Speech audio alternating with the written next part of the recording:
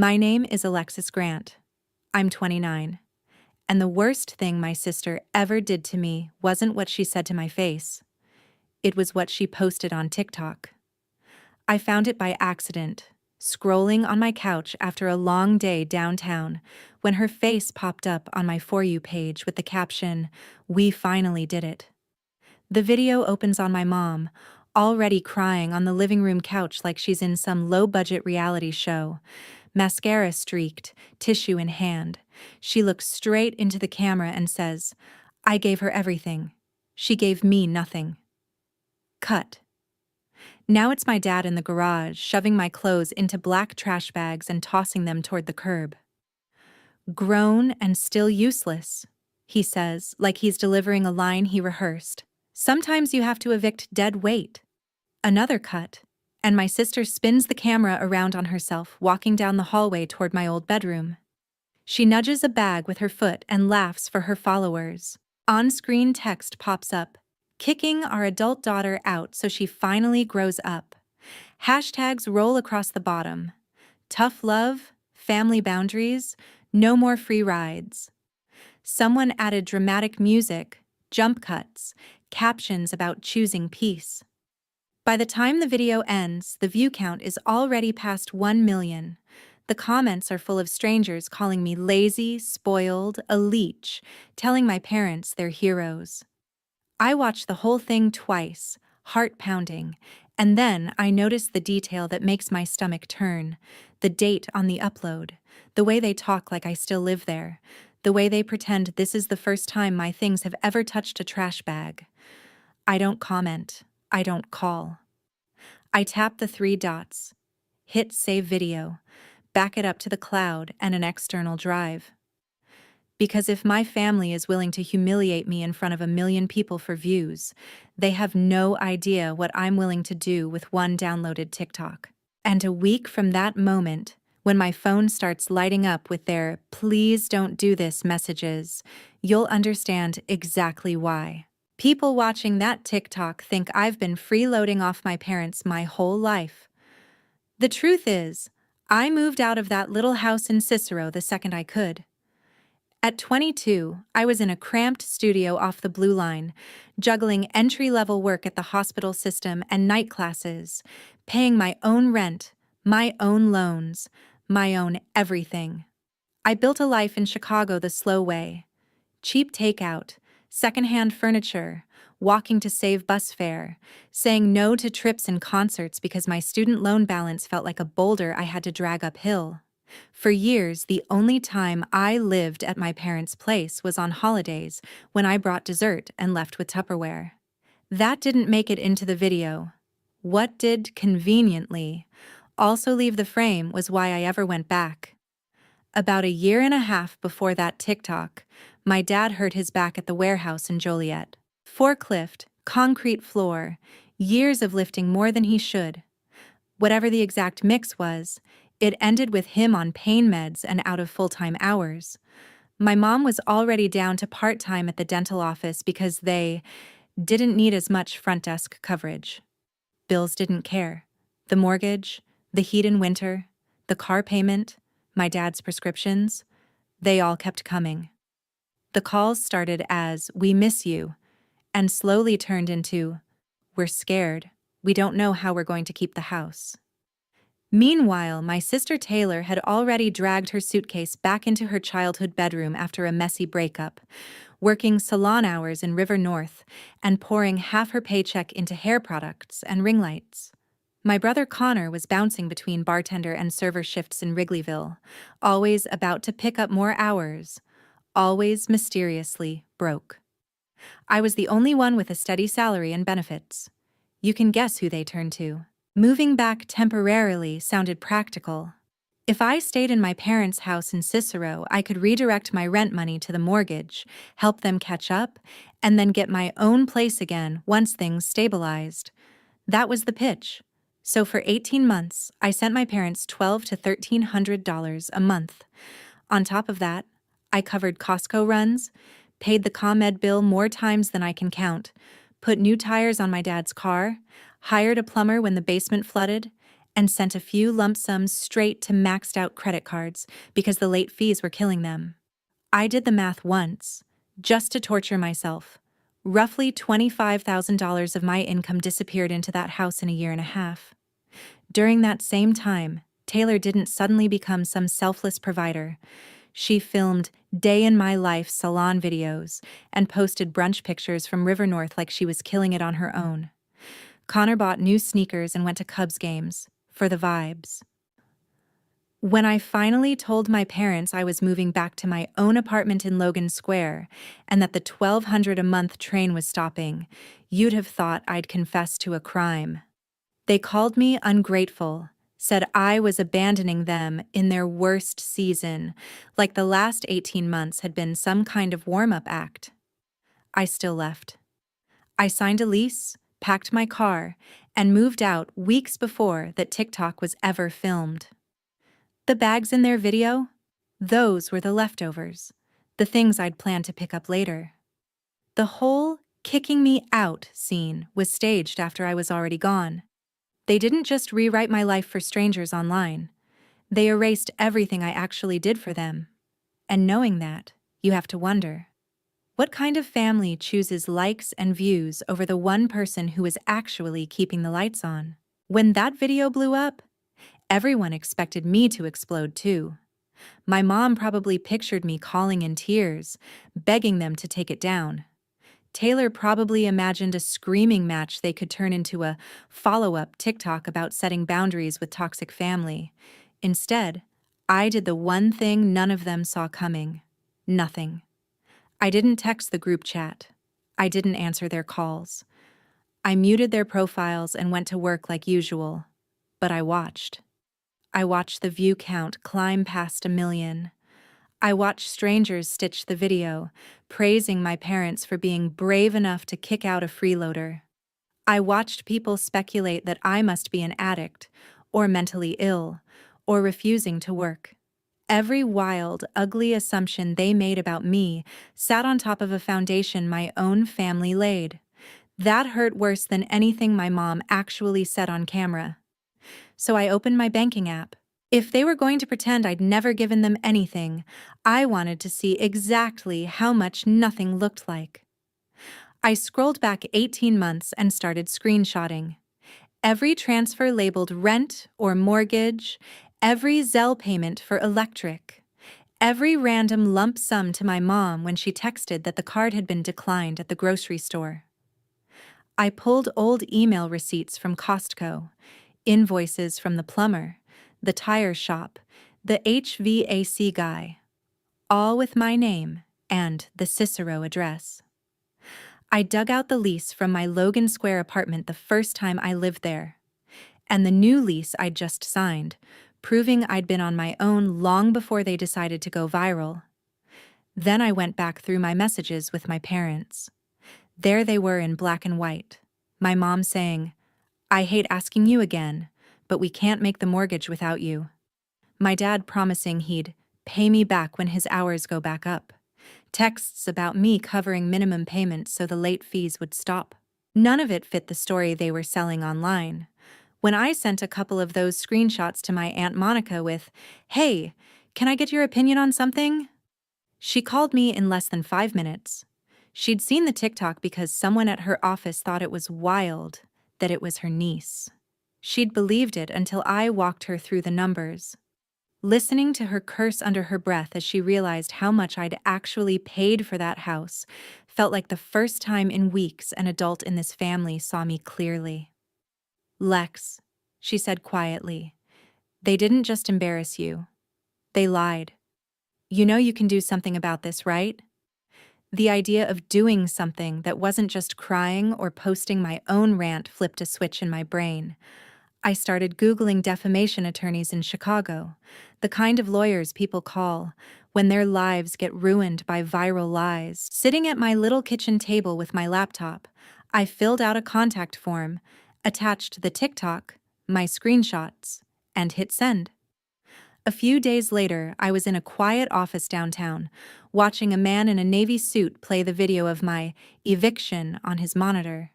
He didn't laugh. He didn't shrug and say, Families fight. He paused, rewound, and said, "So, you'd already moved out when they filmed this?" I nodded. He asked about the money. I slid a folder across the desk. By the time he finished skimming, he leaned back and said, "This isn't just messy family drama. This is a very clean case of them publishing false statements that hurt your reputation. Online doesn't mean it's not real."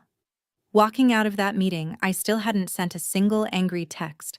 I hadn't commented one word under their TikTok. My family thought they were writing my story in public. They had no idea I'd just turned it into evidence.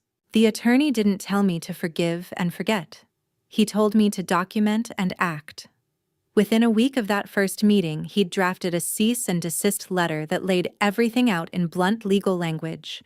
The TikTok was false. It harmed my reputation. And if my parents and siblings didn't remove it and issue a public correction, we'd pursue a defamation claim. He sent it certified mail to the Cicero house, to Taylor, to Connor. Then he asked me a question my family never would have thought to ask. Who else needs to see the full story? That's how the second wave started. I made a little folder on my laptop labeled Context, filled it with the video, a short timeline, and a handful of the clearest screenshots. My rent transfers, my mom's "we can't make the mortgage without you" messages.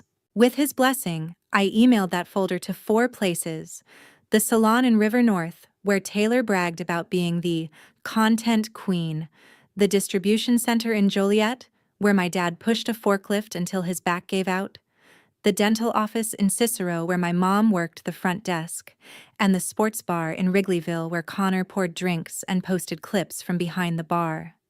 I didn't add commentary. I just wrote, "I believe this video, featuring your employee and my family, may reflect on your business. Here is the full context." A week later, my phone started buzzing like it was trying to crawl off the table. At first, it was texts from my mom, one after another, green and anxious. "Please, don't do this. People at church are talking." "We're family, Alexis. You don't drag family's business to their jobs." Then my dad. "We got some kind of lawyer letter. We're sorry, okay? We went too far. Call me and we'll fix this as a family." 5 seconds after that, Taylor. "I deleted the video. It's gone. Just come home and talk before you ruin everything." Then, "Answer your phone. You're overreacting." Then, "My boss pulled me into the office over your email. Are you happy?" Missed calls stacked up so fast my notification bar turned into a solid block.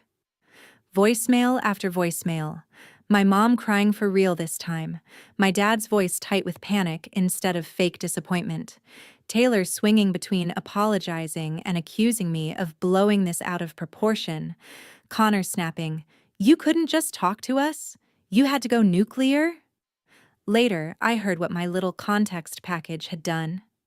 The salon manager told Taylor that posting scripted family drama where she humiliates a relative didn't mesh with their professional image and cut her hours until further notice. The warehouse in Joliet called my dad in and asked why. If he was too injured to work full-time, he looked fine lifting trash bags and stomping around in a viral video. The dental office didn't want to be associated with any of it and suggested my mom take a break from the front desk while things calmed down. Connor's manager at the bar pulled him aside and said, "We don't want this kind of attention connected to the bar, man. Figure your stuff out." Through all of that, I kept doing exactly what they couldn't handle. Nothing. I didn't pick up. I didn't fire back. Every desperate "please don't do this" that lit up my screen was just proof that, for the first time, I wasn't the one terrified of losing a roof over my head. And as their panic ramped up, something else started to happen.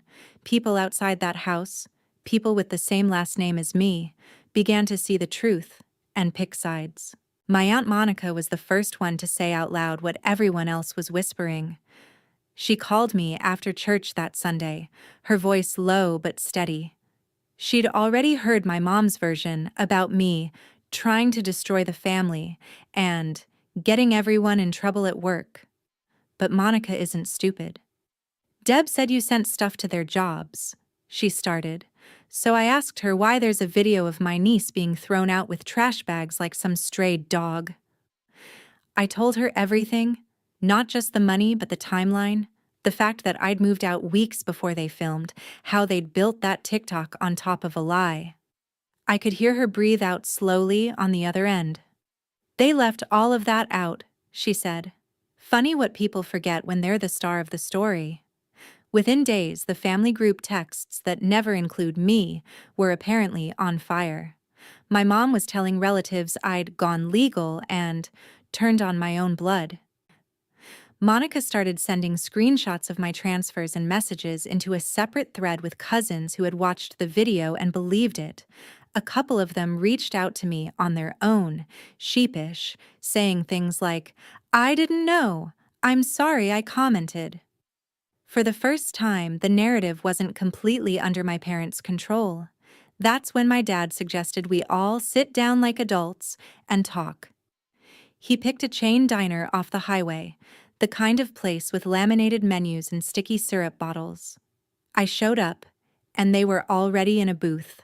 My mom with puffy eyes, my dad grinding his jaw, Taylor with her arms crossed, Connor staring at his phone like he wanted to sink into it.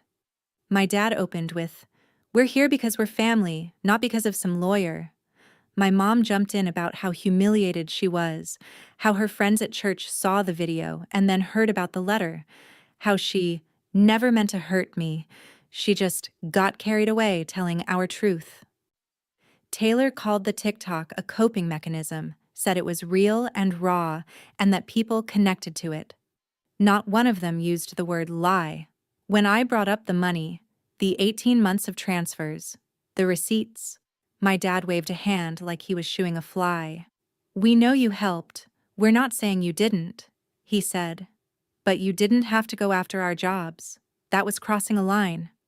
I looked at him and said, "You went after my reputation with a million strangers."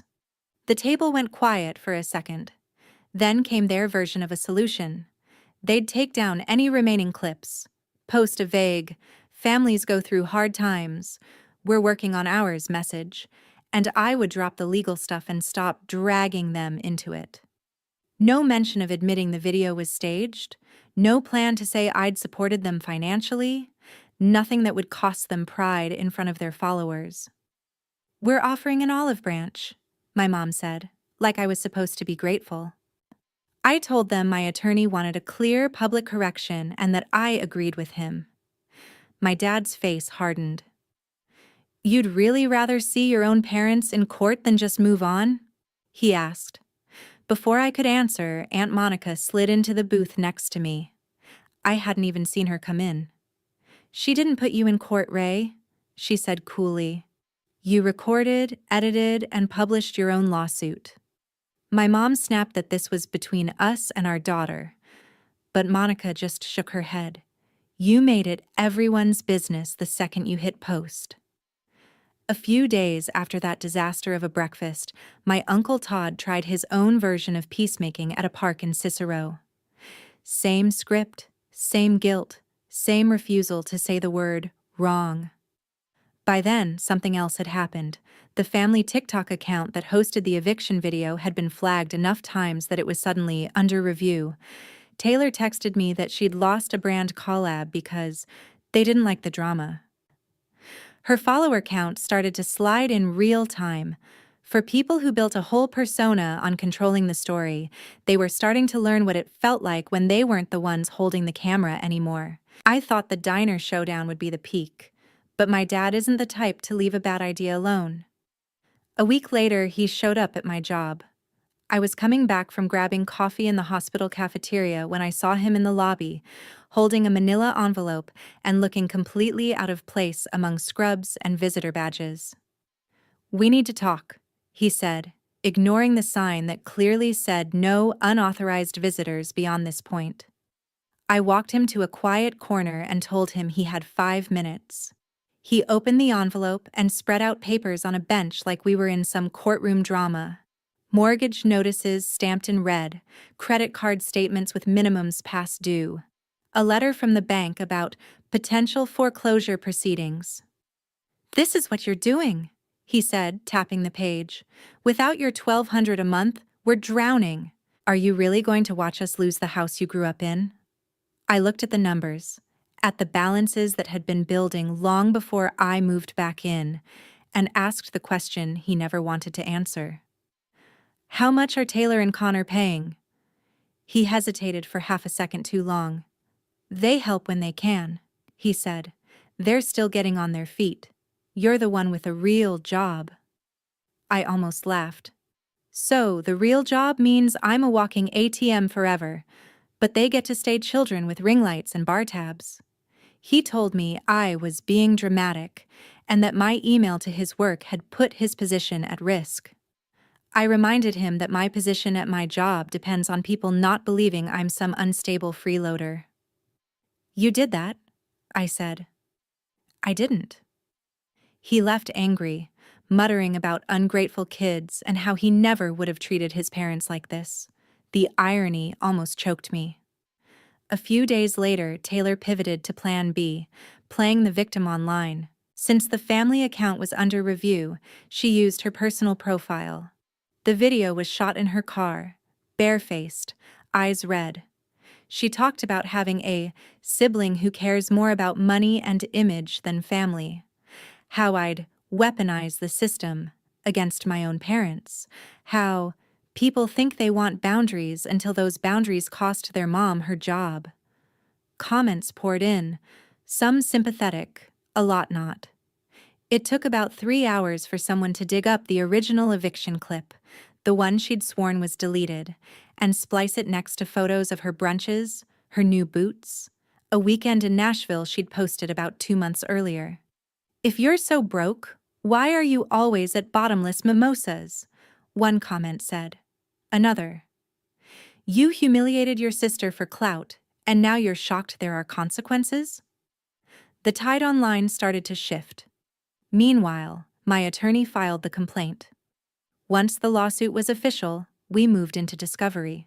That meant handing over everything: my receipts, my transfers, my messages, and theirs.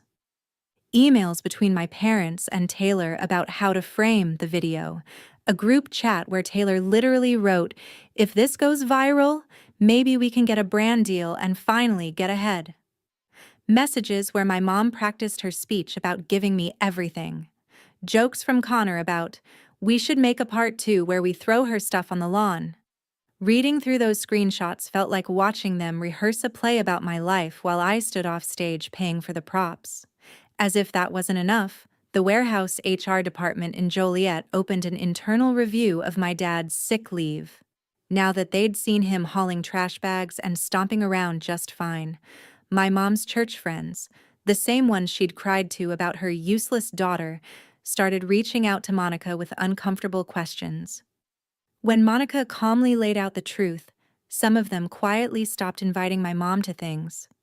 Connor, who'd been hiding behind jokes and shrugs this whole time, suddenly deleted his social media completely after a regular at the bar asked, "So, did your sister really get kicked out? Or was that for TikTok?" For the first time, my family's favorite audience, other people, wasn't clapping. They were reading, rewatching, connecting dots. And as much as it twisted my stomach to see how messy everything had become, another part of me, the part that had watched that eviction video alone in my apartment with my heart in my throat, couldn't help thinking, this is what happens when you build your whole story out of lies and expect no one to ever check the receipts. By the time our lawyers stopped trading documents, there wasn't much left for anyone to pretend about. The group chat messages were printed, my transfers were highlighted, the TikTok sat in a folder labeled Exhibit A. My attorney called one afternoon and said, they want to settle. Their offer was simple on paper. They'd take down any remaining copies of the video, post a soft clarification on Facebook, and pay me $15,000 over time if I dropped the case, and agreed not to talk about it. I took the draft home, read the words misunderstanding and family conflict, and felt something twist. There was nothing in there about a staged eviction after I'd already moved out. Nothing about the money I'd poured into their house. Nothing that even came close to "we lied." It read like bad PR, not an apology. When my attorney asked what I wanted, I surprised even myself. "I want them to admit it," I said. "Somewhere people can see. I don't care about making them grovel. I care about not letting their version be the only one that exists." We went to mediation in a conference room that smelled like coffee and nerves. My parents sat on one side with Taylor and Connor, their lawyer doing most of the talking. He leaned on phrases like regrettable judgment and hurt on all sides. When it was my turn, I kept it simple. I told them I wasn't there because my feelings were hurt. I was there because they'd told a million strangers a story that erased everything I'd really done. They'd made me the villain because it was easier than admitting they were drowning long before I stopped paying their bills. My mom cried. My dad grumbled about taking family matters public. Taylor stared at the table like she could burn a hole through it. We didn't walk out with a deal that day. In the weeks after, life did what life always does when you've been living on borrowed time. The Warehouse in Joliet finished its review and let my dad go. The dental office gave my mom's hours to someone else. The mortgage company moved from warnings to foreclosure. The family TikTok account never came back from under review. Taylor's DMs turned from "you're so real for this" to "you humiliated your sister for clout." Brand stopped answering her emails. Connor deleted his socials altogether after too many people recognized him at the bar. One Saturday, a neighbor from Cicero texted me a photo of men taping a notice on my parents' front door and a tow truck hooking up their car. A few hours later, there was a knock on my apartment door in Logan Square. I opened it to find all four of them in the hallway, looking like someone had pressed fast forward on their lives. "We lost the house," my mom said. "They took the car." My dad added, "You got what you wanted." I didn't argue with them in the doorway. I walked back to my living room, turned on the TV, and pulled up the video that started everything. We watched it together. My mom on the couch, my dad in the garage, my clothes in trash bags, Taylor laughing, Connor's captions about finally kicking out the leech. When it ended, I muted the screen and said, "This is what you wanted." For a second, no one spoke. Then Taylor's voice cracked. "We lied," she said. "We lied about you living there, about you never helping. We thought if everyone saw you as the problem, they wouldn't look at how bad things really were." It wasn't the public statement my attorney had been gunning for, but it was the first time in months any of them said the quiet part out loud. They told me their lawyer said keeping the fight going would just cost more money they didn't have. They were ready to settle for real.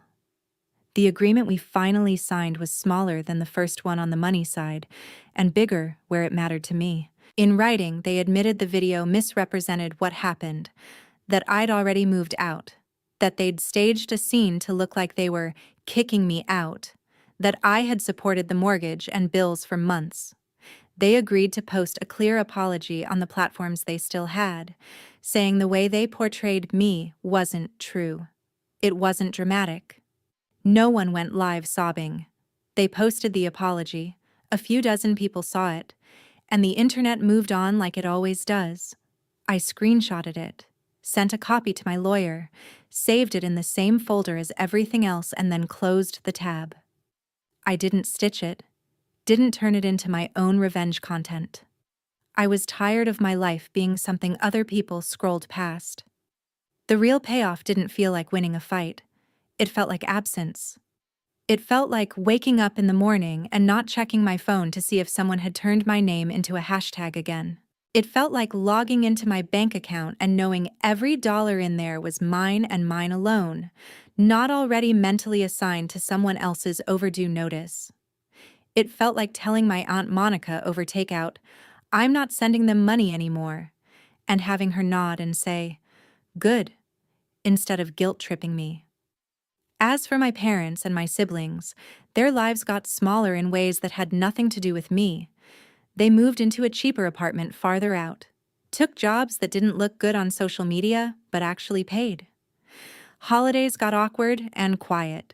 Extended families split into the ones who pretended nothing happened and the ones who sent me messages saying, "You did what I wish I'd had the courage to do. I'd love to say I forgave everyone and we're all closer now, but the truth is messier. I don't hate them. I don't wish them harm. I just don't owe them what I used to." We talk sometimes, surface level stuff about weather and work. If they ever try to slide back into the old roles, the ones where I'm the safety net and they're the victims, I hang up. That's the boundary. The lesson I took from all of this isn't always get revenge. It's simpler and harder than that. Don't let anyone, even the people who raised you, decide who you are in front of the world. Don't let family be an excuse for abuse or for turning your life into a storyline they can monetize. The internet forgets videos faster than it forgets habits. My parents got used to lying about me to save face. My sister got used to turning every problem into content. I had to get used to doing something different, telling the truth, even when it made things worse before it made them better, and walking away when the people who claimed to love me made it clear they loved the performance more. If you've ever watched someone you love hit post on a version of you that doesn't exist, here's what I learned the hard way. You're allowed to protect yourself. You're allowed to say no. You're allowed to let their consequences belong to them, even if they share your last name. Our team at Revenge Argon is dedicated to crafting meaningful, emotional storylines that still remain purely fictional. These stories are created only to share life lessons and positive education, offering valuable knowledge and reflections for viewers in a safe, responsible way. This script highlights the importance of setting healthy boundaries, taking responsibility for your actions, and understanding how social media can impact real lives. Through the characters' mistakes and consequences, viewers gain valuable knowledge about honesty, respect, and protecting their mental well-being. It encourages people to think carefully before judging others online and to choose empathy and integrity instead of chasing drama.